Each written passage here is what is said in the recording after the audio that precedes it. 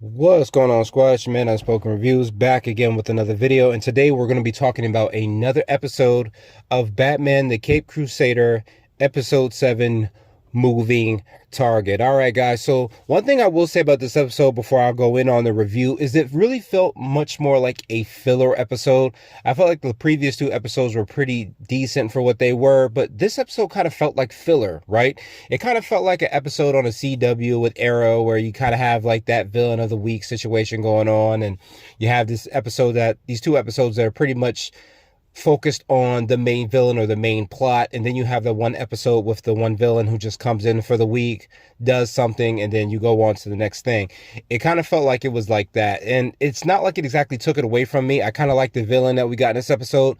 He's not really a villain that I know much about or follow much of or seen much of, at least myself. However, after what I learned about him, I was pretty excited about this kind of character, and I'm hoping that we get more of him later on down the line. It's also going to make me want to kind of look into different comic books to kind of see where this character is. I've actually been getting a lot of comics on both my phone from both Marvel and from DC, just kind of watching the comic apps. Usually I like going to a comic book store, but usually when I want to just continuously read and try to keep up with everything without worrying about if this or that is not in the store at the time, it just kind of works better for me to have it on my phone.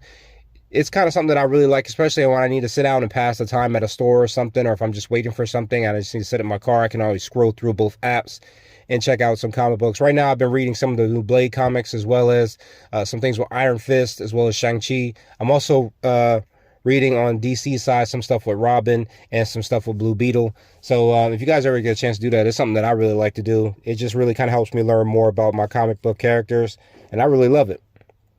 All right, guys, so this episode was more centered around the Gordons, right? Both Jim Gordon and Barbara Gordon. And the episode starts off like that. We get an argument between the two of them. It seems that Barbara is talking to one of her clients that she just got off of some charges. And Jim, her father, just kind of berates her about helping criminals get off the street and how some of them should not be helped as much as others should be. And Barbara's rebuttal to that is that sometimes the system is corrupt and sometimes officers do not always do their job correctly. And I find it interesting because both sides kind of have a certain type pros and cons with their argument. Jim does have a point where he says that people know what's right and wrong. They just choose the wrong a majority of the time. However, he does say as a con that some of his cops just make mistakes. And Barbara capitalizes on that. And she tells him, well, that's interesting how cops can make mistakes, but the average civilian cannot make mistakes. Both of them usually have a pretty good argument. And it's interesting how that argument kind of mirrors real life. I know sometimes we see criminals that break the law, and sometimes we see the law itself can be a little corrupt. And sometimes what could be allowed in one state is not allowed in another state. And sometimes, depending on where you were, what you did, sometimes charges can be different. It's pretty interesting how across the board things can just kind of change up, and how the system sometimes caters to corrupt police officers instead of making them take responsibility for their actions. And sometimes how the system doesn't always punish people properly according to the crimes that they do commit, how they may choose to punish others. I've noticed that in society, and I like how it's kind of shown on this show. So Montoya does arrive. She does try to let Jim know, hey, look, we got to get you in a safe place. Something's going on. And right before they can explain exactly what's happening, somebody takes a shot at Jim Gordon. He gets ready to shoot. However, the other officer, Corrigan, he actually pulls his gun faster and ends up taking down the shooter before he can successfully make the shot. And later on, we do find out that that shooter is actually Floyd Lawton. That's right, aka Deadshot. The infamous hitman that's always for hire to take down any target, and he always does it successfully. He's all about the business. And I was surprised that this was Floyd Lawton. I like that they didn't give him the normal getup. They didn't give him the normal suit. I guess where we're at with the DC universe, where this series is at this point in time, he's not exactly established as that infamous hitman. He's known as, he's not known as Deadshot yet. He's just known as Floyd Lawton. And I was kind of interested in figuring out which Floyd Lawton it is, because it seems like in some pieces of media with DC, we either get the black Floyd Lawton or the white Floyd Lawton, and they keep saying which one is the fake Floyd Lawton. I don't know. I'm just kind of like in the middle. I don't know. It seems like I see more black ones than white ones. It's really weird, but this one I believe was a white one. And it turns out he did survive getting shot by the officer. However, he's still alive. I don't know if they shot him in his eye. I do know he was down. I think there was some blood around him. I don't know if the shot was in his eye or not. They said he was still in for surgery. They didn't mention anything about his eye, but it seemed like it was a nice little Easter egg that might be what has happened to him. So we do find out that the mob has put out a hit on Gordon. They don't exactly know who exactly is responsible for it, but it is out there in the airwaves. And of course, we see Bullock and Flash are ready to put together a task force to hit the streets and just kind of pound the information out of whoever they can get their hands on. However, Gordon is not okay with that. He doesn't want anyone going out there in his name trying to defend him. He's also unwilling to back down. He pushes against Barbara, who's trying to put him in a safe place. However, because of his position as police commissioner, he's not trying to back down like that, which kind of makes sense. He wants to send a strong message that he won't be scared away like that. And, you know, it doesn't really matter who it's coming from. To him, he's going to stand strong and deal with whoever he's dealing with. However, Barbara is still his daughter. So even if she's not doing exactly what police would do when it comes to protecting someone, it's still her father. And she still wants him in a safe place and doesn't want to see anything happen to him. Montoya tells Barbara that she'll try to put him in protective custody, even though he's fighting back on it, and we'll see if that works. So Barbara is kind of stressing out, trying to figure out who is responsible for the hit on her father, and Batman does just suddenly arrive, you know, and how he does, just pops in out of the shadows through a window, you know how the Dark Knight does it. Basically explains that the hit on Jim Gordon, he kind of went out and asked a couple questions, and I like how he said ask questions. However, we do see a flash of several different knocked out criminals in a bar. Everyone's pretty much passed out from an ass whooping, and he's got the last guy and manages to beat it out of him, saying that the information came from Blackgate and that he will go in to look into it and see who is responsible. So Batman does go to Blackgate and he does interrogate a man where the order came from. However, he's not the original guy. He almost beats the hell out of him, but the guy ends up ratting out a gentleman named Mueller. And he says that it's too late to talk to Mueller because they've realized that the guy that they hired, Floyd Lawton, failed in his attempt to kill Gordon. So they upped the ante, upped the price, and now someone else worse has come to Gotham in order to collect that bounty. And from here, we do get our first meet of Onomatopoeia. All right, guys. Now, this villain, like I said, I don't have a lot of experience with him. I haven't seen him much. I've often heard his name, but I haven't got to know much about him. So I did make sure I looked up a little about him before we went further in with this review. And it turns out Onomatopoeia is just a regular villain. He doesn't have any superpowers or anything like that. But he's a guy who's very interesting with the way he does things. He doesn't really speak. He kind of uses sound and stuff like that when he's dealing with someone or fighting with someone. Like in the episode, when they first meet him, he goes, dun, dun, dun. And when he's fighting, he'll say like bang, or he'll say whoosh, or whoosh, or punch, or something like that. He'll only use just simple words or simple sounds or mimics of sounds when he's communicating. And it's pretty interesting with the villain. Also, I've read that he's also been a villain who's been out for other non-superpowered superheroes. He's gone after characters like Batman or Green Arrow. He's been mostly their villains. And it's very interesting how you have a villain who he knows his place and he pretty much stays there and he goes after the people that he knows he can beat. Now, I did read that Green Arrow does wonder if he's enhanced or not based on his ability to put up a fight. And he does put up a bit of a fight in this episode, but it was a pretty interesting villain to come across. And I'm kind of hoping that I get to see more about him. Like I said, I'm probably going to look into more comics to find out more about him because I found him interesting. And the way he does things in this episode really takes me back to the Adam West Batman. And I'll tell you guys what I'm talking about. So Batman does get a chance to meet with Mueller. You know, Mueller does try to put up a decent fight against the Dark Knight. However, he is wrecking his ass. I mean, he is beating the shit out of Mueller. I mean, dude, like he was knocking him out, slamming him against the walls. I was wondering like, Mueller, dude, you might as well just sit down. So he does interrogate Mueller, and we actually find out that there is something a little bit more deeper about the hit than what we previously thought. So at this time, Montoya and Barbara both show up at Gordon's house and they tell him, look, you need to go in protective custody. Jim is still biting back on this. He really doesn't want to do that. because he's sitting there showing his gun, talking about let him come for me. And, you know, Barbara makes a good point where he's like, look around in this neighborhood, all these people, you're not going to be the only one that might potentially get hurt in this situation. And it's really interesting how a cop of his status wasn't smart enough to figure that out. You know, people coming after you with guns and stuff like that, you think that you'd be more smart about where you're going to take that fight. Yeah, could Jim potentially defend himself and keep himself safe?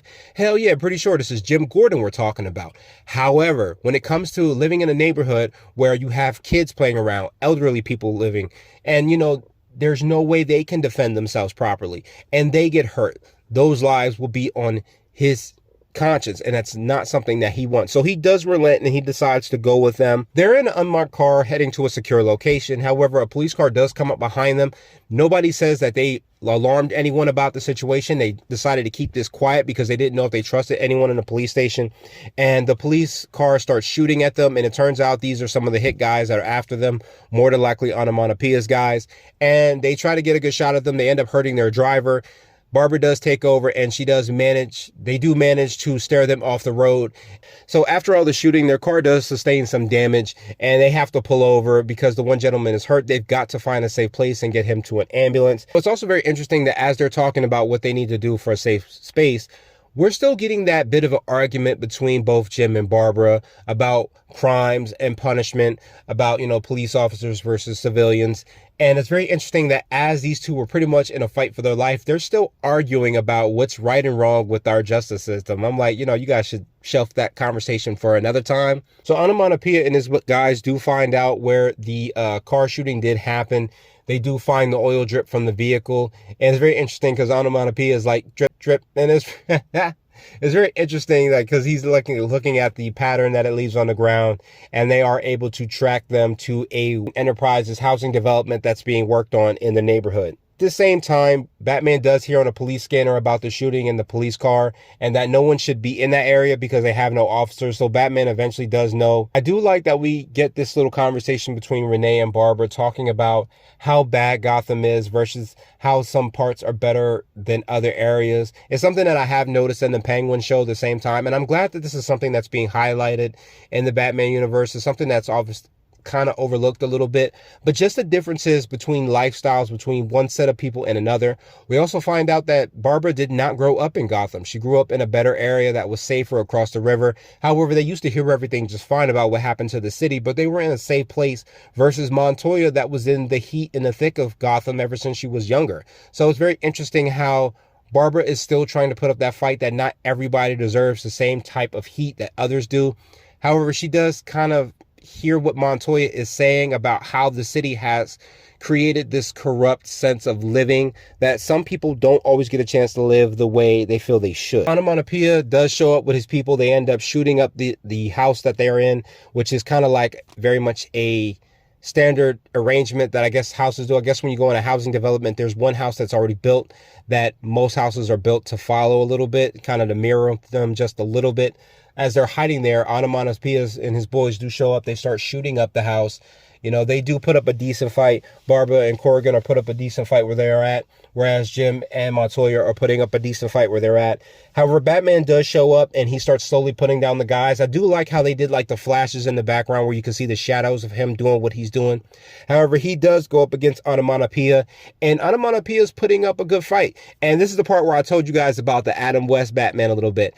When Batman is swinging at, you know, Onomatopoeia, he's getting out the way and he's making all these sounds as he's doing it. He's like, whoosh, punch, bang, zonk. And it's pretty funny how he's doing that. And it kind of reminds me of the Adam West Batman. You know how I used to have the little things up in the corner when he would punch someone? So I'd be like, damn, damn, damn, damn. Like, that's kind of funny. It kind of made me laugh a little bit watching that because that's exactly the sounds Onomatopoeia was making as he was fighting Batman. However, Batman does manage to get the best of him and puts him down. And I like how before he punches him, he goes punch, and then he knocks him out on the ground.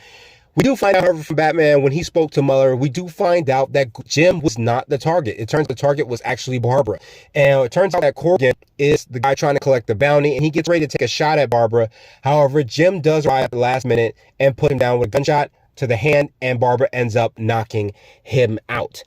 So at the end of the episode, it kind of wraps up with Barbara going to the prison to meet Mueller, saying that she fought to get him the best opportunity he could, depending on his charges. And Mueller bites back, telling her that, you know, you didn't do your best, and your best ended up landing me in here. And if you hadn't did what you did, my life would have been better off. Which is interesting because whatever she did for him was probably the best that he would have got, better than what he would have got doing it himself or with any other attorney that the city would have gave him. However, Mueller doesn't see it like that, and he kind of feels like because of her lack and her inability to help him, that what his actions were justified. And it pretty much hurts Barbara. It leaves her shaken that maybe Jim was right about what he said about criminals and their inability to do what is right versus what is wrong.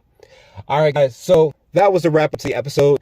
I didn't think it was the best episode. Like I said, it kind of felt like filler. However, it was still pretty interesting. It was a pretty interesting villain. I like that we got a different villain than what we usually get. I know Onomatopoeia is in a lot of other things, but we don't really get to see him a lot. I know I believe he's been in the Secret Society of Supervillains. I think he's been hired by Luther, I think they said.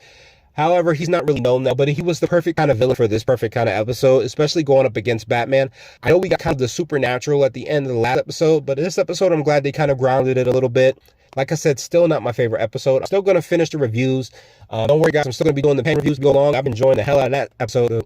The hell out of that. I can't wait to see Red. I can't wait. I was listening to another spoiler review. That's someone who has seen all 8 episodes, and I had to cut that joint off real quick because that guy got into talking about some things that I did not know about. So I can't wait to see the series, and I know it's been getting a lot of crap. I also have a new series review I'm going to be doing for season 1 of a show. Not talking about what that show is right now. I'm still working on it. It's still in the works. However, it will be coming soon. It's just going to take some time with other things that I have going on. Don't worry, I'm also working on that Act 2, that Blade script. That's going to be coming soon as well. But throughout the next couple of weeks, you guys will definitely be getting the Penguin videos as well as the Batman Cape Crusader videos. So that was my review for Batman Cape Crusader episode 7. I hope you guys enjoyed the review. Hit that like button, hit that subscribe button, and I will see you guys in the next one. Later.